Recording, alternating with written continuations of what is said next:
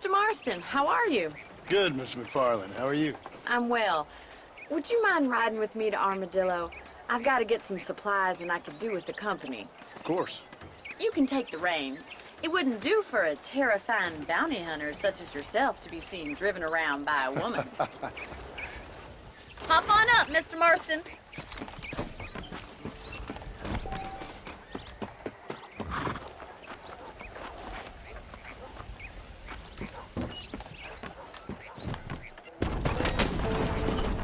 You're looking much better, considering you were almost buzzard food a couple days ago. I have you to thank for that, miss. So do tell me, have you needlessly risked your life since we last spoke? The wagon isn't built for this kind of terrain. No, miss, I have not. Well, that's a relief. Perhaps there's hope for you yet. I wouldn't bet on it. Oh, there's always hope, Mr. Marston. You can't be a rancher in this kind of country if you don't believe that. An admirable attitude, miss. I suppose so.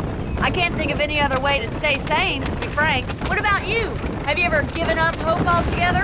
Hope hasn't really entered into it. It's not really something I think about. A peculiar outlook.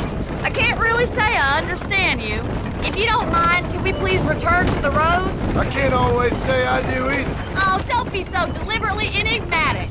I'm not, miss. Yes, you are. You are being deliberately obscure as a substitute for having a personality. I just know there are two theories to arguing with women, and neither one works. I'm not even going to dignify that gibberish with a response. How are you today?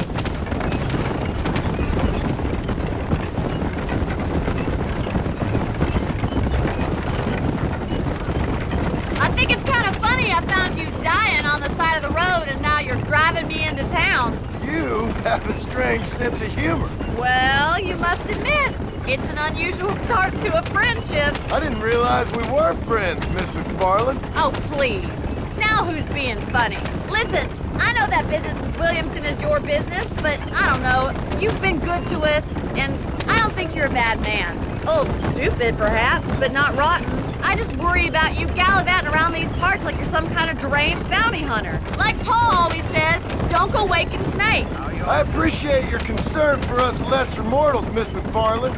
I really do. And if there was any other way out, I'd take it. I can assure you of that.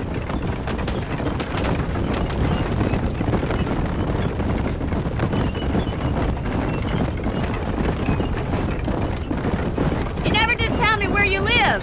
I have a small holding up in Great Plains. A farmer? Yeah, and I'm the Queen of England. And at what point during your day of hunting down outlaws do you find time to raise chickens? Only been at it 3 years or so.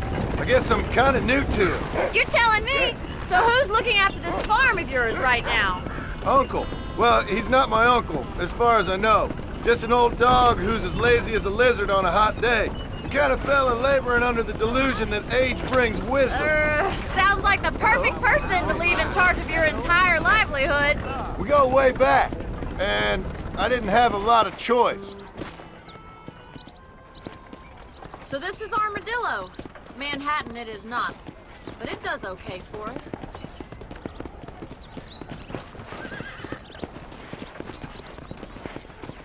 Most important thing for you right now is getting yourself into Dr. Johnson's office to purchase some medicine.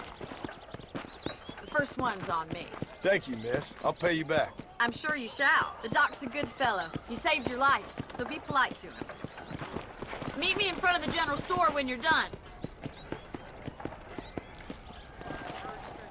Always a pleasure to see you. How can I help you? I play good money. How are you, friend? I'm selling some good tonics if you need them. Much obliged.